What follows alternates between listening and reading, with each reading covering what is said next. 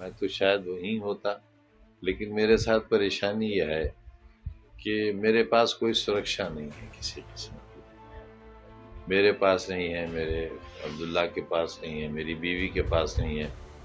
एक बार भी अगर कोई विधायक रह ले तो उनके पास, एक्स विधायकों के पास दो दो गनर हैं, लेकिन 2 बार विधायक अब्दुल्ला रहे, मेरी बीवी विधायक भी रही, सांसद भी रही। मैं इतने लंबे अरसे राजनीति में रहा, मेरे पास भी कोई सुरक्षा नहीं है। और अपराधियों के पास सेंट्रल गवर्नमेंट के कमांडोज हैं, समाज में नफरत फैलाने वालों और जिनके परिवारों के इतिहास शर्मसार करने वाले हों। लागू भी लगभग हो ही चुका समझ। किस तरह की तैयारियां रहेंगी और कैसा क्या मानते हैं उसको आप, ऐसा जबकि जो आयोग है उसका ये कहना है कि बिहार में सफलता हासिल की, जबकि बिहार से बहुत खबरें हैं। अब जो संवैधानिक बाध्यताएं हैं वो तो पूरी होनी चाहिए, लेकिन संविधान का लिहाज रहना चाहिए। संविधान से खिलवाड़ करके, उसे अपमानित करके, झूठ फरेब से काम लेकर अगर संवैधानिक बाध्यताओं के साथ भी मजाक होगा तो वही हाल होगा जो बिहार में हुआ।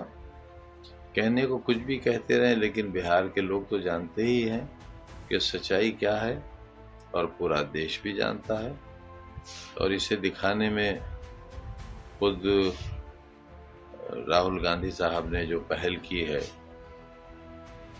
उसके बाद इलेक्शन कमीशन ने अपने रवैये को थोड़ा सा तो बदला है, लेकिन पूरे तौर पर कब बदलेंगे इसका इंतज़ार हमें भी है। अब इस प्रोसेस की मुखालिफत तो वहाँ भी नहीं थी, सिर्फ इतना कहना था कि टाइमिंग सही नहीं है, वक्त सही नहीं है। अब उत्तर प्रदेश के चुनाव में या जिन राज्यों में चुनाव होना है, 1.5 साल का कम से कम वक्त बाकी है, तो कहीं कोई मुखालिफत नहीं हो रही है, कहीं टाइमिंग का सवाल नहीं उठ रहा है। इस तरह से लेकिन बिहार में तो ये सवाल उठा, मजबूती से उठा, और आम लोग सड़कों पर उतर कर भी आए, और उसमें सुप्रीम कोर्ट ने भी साथ दिया। जिन चीज़ों को मानकर नहीं दिया गया था सुप्रीम कोर्ट के आदेश पर, उन चीज़ों को इलेक्शन कमीशन को मानना पड़ा। अब ये कितनी अफसोसनाक बात है कि एक संवैधानिक संस्था के फैसलों पर सुप्रीम कोर्ट को न सिर्फ ये कि टिप्पणी करना पड़े, बल्कि उसके फैसलों को बदलने के लिए अपने हुक्म जारी करना पड़े। अब अगर संवैधानिक संस्थाओं का ये हाल होने लगेगा कि उनके गलत फैसलों के लिए भी सुप्रीम कोर्ट से इंसाफ लिया जाए, तो जाहिर है कहीं ना कहीं गलती तो हो ही रही है। जिस तरह से आयोग के काम की आपने भी कई बार देखा है, इलेक्शन में जिस तरह से रहा है, सवाल बहुत सारे होते हैं। चुनाव भी जिस तरह से ये SIR को अन्य राज्यों के आगे से अभी चुनाव में काफी देरी है, बिहार में 70 लाख के करीब 65 लाख से ज्यादा वोटों की फर्क आया था, जो बताया जिसको राहुल गांधी और अन्य नेताओं ने विरोध किया था। तो ये क्या इस तरह से अन्य राज्यों में भी इस तरह के वोटों में, क्योंकि यूपी बहुत बड़ा राज्य है, 2027 में यहाँ चुनाव है, तो क्या इस तरह से वोटों में जो जिस तरह से जिंदा को मुद्दा दिखा दिया गया और प्रेस को जिंदा दिखा दिया गया, कई जगह लोगों के वोटर लिस्टों में। देखिए, ये शिकायत तो हरियाणा के बारे में भी है, दिल्ली के बारे में आई। कहा गया कि महाराष्ट्र का चुनाव भी लूट लिया गया।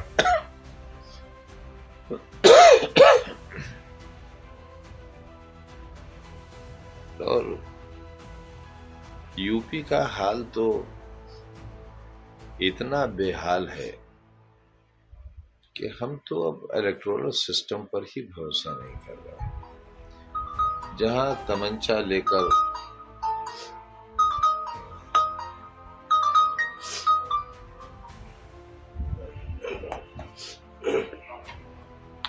दरोगा तमंचा लेकर लोगों को दौड़ाए, गलियों में नाकों पर पुलिस और पीएसी का पहरा लगा दिया जाए, लोगों को वोट ही न डालने दिया जाए, घरों के बाहर डंडेला लगाकर ताले डाल दिए जाएं, लाठी चार्ज करके बुजुर्गों औरतों को जख्मी किया जाए, लाखों लोगों को वोट के अधिकार से वंचित कर दिया जाए और वोट पोल की परसेंटेज कम ना हो, क्या कहेंगे। जो रामपुर में हुआ वो तो इतना शर्मनाक है कि उस पर शर्म को भी शर्म आती है।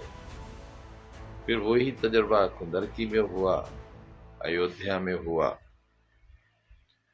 और ऐसे लोग जीत कर आए जिनके बड़ों का बड़ा ही गंदा आपराधिक इतिहास है, बड़े गंदे आपराधिक इतिहास है।